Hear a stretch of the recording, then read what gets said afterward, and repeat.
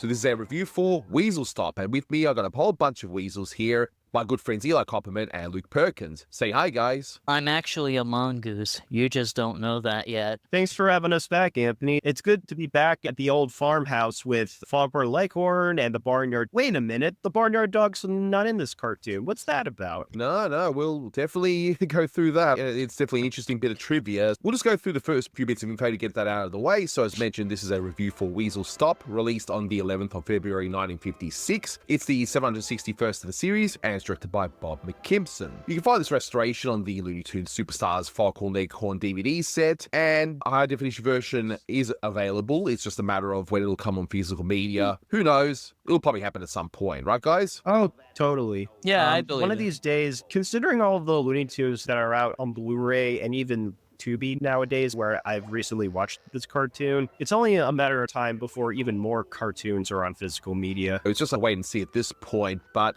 you won't find it on YouTube unless Warner Brothers themselves choose to upload it on their own channel. They might, I don't know. We'll see, I guess. But in case you haven't seen this one, you've got Foghorn Leghorn is on the farm, which, I mean, duh, right? Of course he's going to be on the farm. And he sees a dog. And as you said already, it's not the barnyard dog this time. It's a different dog who's there to guard the chicken coop against the weasel. And after a false alarm in the beginning, the weasel ends up going on the farm and we see a whole bunch of shenanigans. So, yeah. Nothing too deep. But in terms of trivia, though, this is actually the second of only 3 Weasel shorts that were done by Bob McKimson. So the first one was Plop Goes the Weasel. This is the second, and Weasel While You Work is the third. All 3 Weasel shorts are with Foghorn Leghorn. I guess the Weasel is well remembered, even though he's in 3 shorts, because of his just insatiable appetite. I am very much a very hungry person, so the Weasel is definitely me. I think he's a great character. It's a nice little contrast against the other characters. It's kind of like Tasmanian Devil in a different way. It's that kind of a character. It's just a force of nature, and that's it. And you can get some pretty funny stuff out of it. And the title itself is a play on the term whistle stop. I guess it's not so much done nowadays, but I know in certain countries and areas, there are certain train stops where you have to request to get off. So it's kind of like a whistle stop. And there was a lot more of that back in the day. They featured a train in the opening title card. It's literally just used for the title as a quick joke. There's no other reference to trains in the cartoon. Yeah. The voice of this other dog, which is not Barnyard Dog,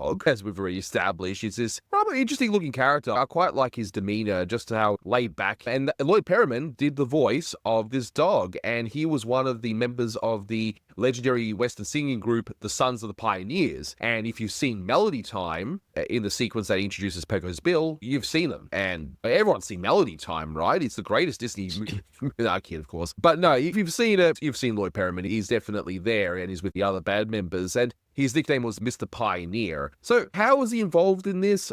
I honestly don't know. I was trying to look it up, and I'm hoping that some further research may give us the answer one day. But honestly, it could just be a case of Ted Pierce, the writer, or Bob McKimson, the director, or someone on the crew just meeting him at some point and saying, hey, I would like to be on this cartoon. It could have been Ted Pierce. It could have been Robert McKimson who suggested changing up the dog from the barnyard dog to something a little different. That being said, considering that this was one of the first post-shutdown Warner Brothers cartoons that Bob McKimson made after he returned, maybe he wanted to try something different while he settled back into his unit with a different crew as well. But it does remain a mystery. That being said, I will admit, I'm not going to say that the dog is a great character per se, but I do like Lloyd Perryman's delivery of some of his one-liners, especially his close-ups, which I'm sure we'll discuss this later, but some of the dog's close-ups were actually done by Robert McKimson himself. He was reassembling his unit, and he actually did some of the animation in his shorts when he came back, and this is one of them. And if you're familiar with Robert McKimson's very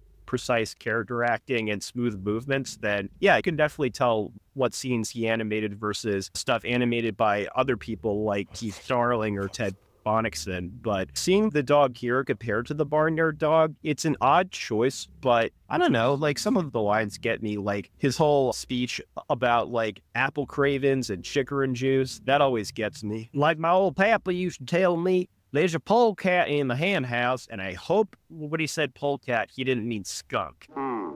Like my old papa used to say, there's a polecat in the hen house.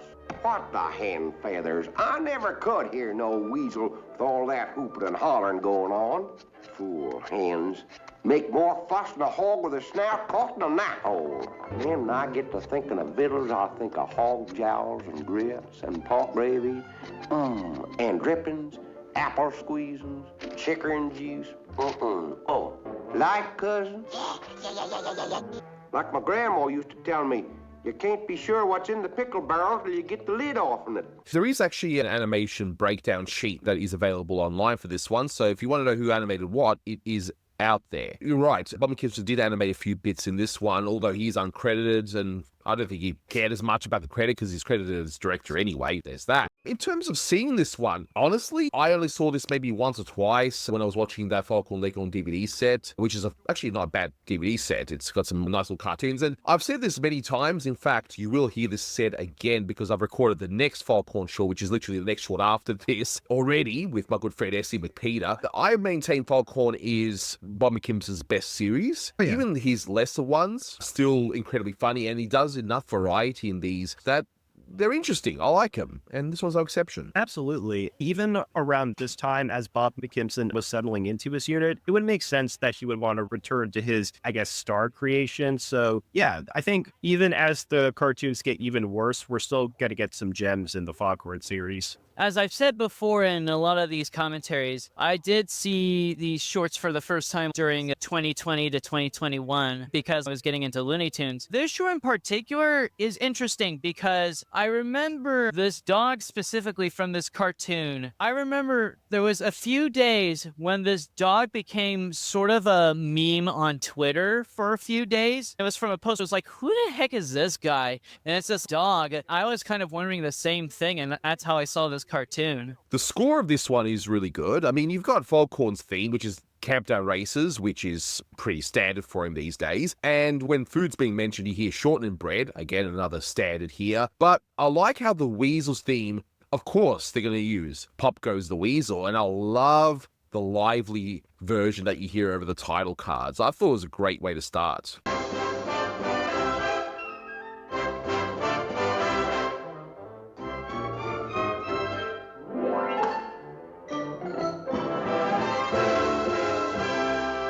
It's a very lively score. It gets you excited for something that's admittedly not the best short, but you're going to have a fun time. Yeah, I agree with that, Eli. Because this is one of the first McKimson shorts that he did post-shutdown and when he returned back, you can tell that the animation is still is a lot more livelier than you would think. Yes, the budgets are starting to slowly creep in, but there's definitely some of that McKimson style loudness that's kind of present in some of the earlier post-shutdown shorts before, the budget started him senseless. There's some surprisingly fluid and lively animation. Given that McKimson was settling into his unit, he would definitely want to increase that liveliness a bit, even with the limitations he had. I like that beginning shot of the Weasel just climbing on top of the telephone pole, which it's brief, but it introduces him right away, even if you haven't seen a Weasel shot before. So it's quite effective, even though it's very brief. Absolutely. But we see Foghorn and really see his devil-may-care attitude, and he's looking at the Watchdog. He's basically, I don't know, is he still whittling the wood while he's still sleeping? I love what Foghorn says here.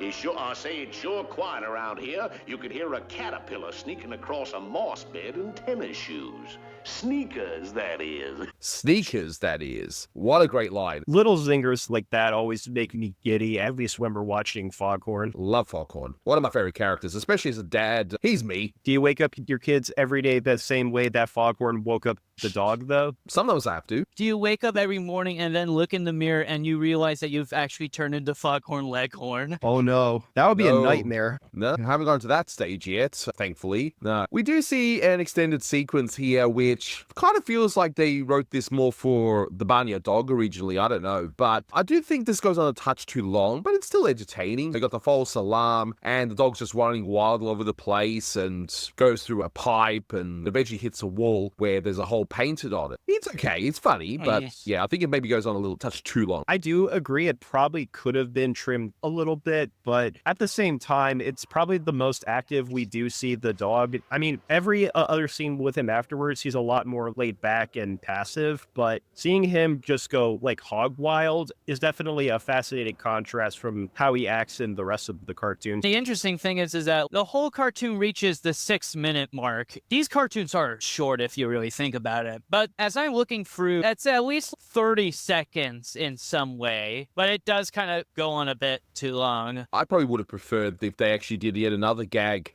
where they're trying to deal with this dog and he does another funny Whittling type gag as opposed to this extended sequence. But that's just me, of course. You're having a nightmare, boy. What if some marauding weasel was to swoop down on those chickens while you're asleep at the switch?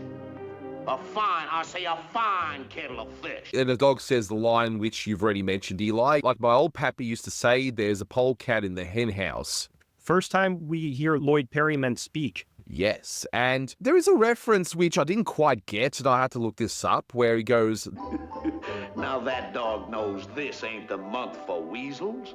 There's no R in July. Turns out that's just a reference to eating raw oysters of all things, where the months that have no R in them are the warmer weather season and oysters should be avoided. I remember finding out about the you can't eat raw oysters in March thing. I think a lot of us found out through Disney's Alice in Wonderland. Alice in Wonderland, right. Oh my God, that's a perfect reference. But that's where it comes from anyway, the raw oysters. You know, why Foghorn says that? Well, who knows? He's Foghorn. And speaking of which, the weasel comes through, and I like the animation of him popping out from underground. He grabs Foghorn, and he's just screaming. I mean, look at this little guy just holding Foghorn. Is so big. Oh, help! Help! Get him, dog! Help! Mountain lion! Bobcat! Coyote! Help! That must be a really strong weasel if he's able to pick up someone as big as Foghorn. But then look how dismissive the Watchdog is. He just puts his earmuffs on, and he's like, nah, I'm not falling for that again. It was a little confusing for me to tell if he was reacting that way, either because he was just feeling lazy or if he was just tired of Foghorn. But now that you mention it, that does make a lot of sense. He probably immediately caught on to how Foghorn treated him at first, so he figures it's a boy who cried wolf situation, and no thank you. Foghorn escapes the weasel, and he complains about that no-account dog. Foghorn was complaining about it being too quiet before. Now is what, too much noise for you? Come on, man. Foghorn convinces the weasel to go get a chicken, and we see a whole running gag involving the Whittling, which, you know, I'll admit, I would have preferred seeing more of. I think the beginning chase could have been cut a little bit, and we had another Whittling gag, but here he's just whittling a croquet ball, like a mallet in the ball. It's like, why is he whittling that in the first place? Yeah, it's a funny Why? gag. He ends up booting the weasel back to Foghorn. It's like, yeah, sure, it works. But again, I think it's just funnier because of why would he make a mallet in the first place?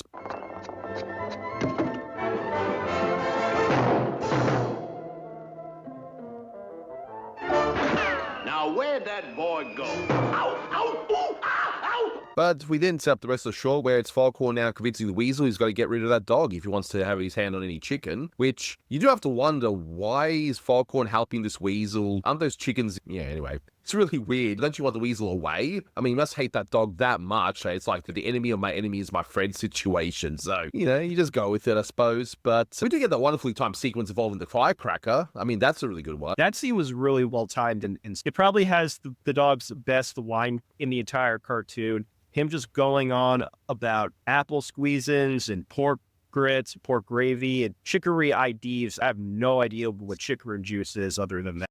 Now, when you get right over the target, you know what to do. Yeah. And away we go! Light it, boy, light it!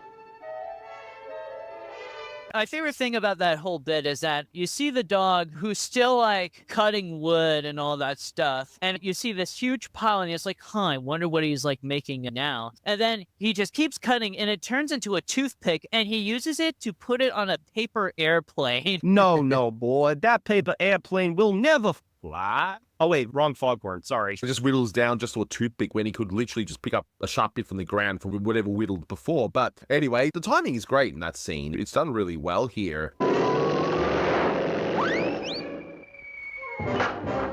Light Night, cousin? I always like the fact that the dog just always whittles exactly what he needs. He's a really good whittler. And in case people were wondering, because I'm saying whittling all this review, because some people may not be aware, it was a pastime and still is kind of a pastime too, where you just get any piece of wood, you get a knife, and you just shave down a piece of wood to make something. That's it. That's whittling. And it was definitely a pastime, especially for those in the South. I guess there's nothing else to do. I don't know, but it was definitely a pastime, that's for sure. I like the next one here where they disguise themselves as haystacks. I feel like there should have been another one before the haystack gag. I don't know. It just feels like it needs to be another one, but it is what it is. You got this whole bay-hailing sequence. And what does the dog say here? Like my grandmother used to tell me, you can't be sure what's in the pickle barrel until you take the lid off of it. Oh, yeah. So About that shot, that close-up of the dog there, that might have actually been animated by Bob McKimson. It moves a lot more differently than the other animators. It's a bit more refined there. Oh, yeah. And I'm not entirely sure if Bob McKimson ever animated on a lot of his other cartoons afterwards, but if you see stuff like this, it actually kind of blends in pretty well here. Later down the road, we're going to get cartoons that aren't as well animated as others, which you could blame on the lower budgets and not quite as experienced animators, but seeing Bob McKimson's animation here actually does kind of fit into the environments here. I like the fact that Acme's everywhere, so they've even got farm contraptions now. There's one little bit here where Weasel gets picked up on one of the claws. Foghorn's continuing to talk for whatever reason, and then he notices the dog's there, and he does that stupid, nervous laugh. And you see Foghorn's teeth in that. And you and we. It works. It's really good. And we go through the whole sequence where, yeah, okay, they're obviously, it's a nice little shortcut budget-wise. You don't really see too much here. And but we just see the end product in the end, which, yeah, I like that. A touch of the two bales being made up of the Weasel's fur and Foghorn's feathers. And look at the boxer shorts they're wearing. Very classy, guys. Very classy. The thing is, we don't see the dog again, and there's no real resolution with this dog either. It just sort of ends, where the Foghorn says he keeps his feathers numbered for such an emergency, which has been said once before in another Foghorn short. But hey, it's funny. It works. The punchline feels rather quiet despite the build-up. Like, you think, fortunately, I keep my feathers numbered in case for such an emergency. You think it would lead into another gag, but no. It just ends with an extra shot of the weasel after the iris out. I wonder if they just couldn't think of any more material afterwards, so they figured, let's just end it there. The random shot of the weasel after the iris out is kind of funny on its own right, but it does make you wonder, what's the weasel going to do afterwards? Is he going to go after more chickens? Is he going to go after something else? It's kind of odd, but I wasn't around when these cartoons were being made, so I don't make the rules. And why not? Our kid, of course. But I do like the touch of the weasel as he is running back. He's got that bale of his own fur just over him. He really wants that chicken. He doesn't care about how he looks. He just has that on there. But we end right there. Seeing a Foghorn cartoon this decent post-shutdown, I would actually call it an achievement. And there is another one shortly after this that I would argue is a lot better. But if Robert McKimson was able to make cartoons this decent post-shutdown, then I still think that he was far more talented than people gave him credit for, at least during this period. The next one is High and the Flighty, like literally the next short I'm covering. So that's another Foghorn, which is an interesting... Oh, that's a classic. In terms of a score, look, this one is actually a really decent Foghorn. I don't think any of these later Foghorns are going to match the earlier ones in terms of their quality, but they're still pretty good. And this one gets 8 out of 10 for me because it's just entertaining. It's probably around the upper middle of the Foghorns. I like this one. It's fun. So, yeah, that's what I'll give it. 8 out of 10. I'll give it a 7 out of 10. It's definitely one of the weirder Foghorn Leghorn shorts, but it's still pretty good. I really like it a lot. Yeah, I would give it maybe a 6 out of 10. It's not exactly going to win over anything, but as far as a Foghorn cartoon you can watch on a lazy Sunday afternoon and get some good gags out of, it's actually pretty decent. Like maybe a 6.5 out of 10 or very close to a 7. But hey, at this point in time, having something this decent, that's an accomplishment. But yeah, look, that's going to do it for this one. Thank you so much for watching, guys. And until next time, take care. Yeah. Goodbye, everyone. Fortunately, I always keep my feathers numbered for just such an emergency.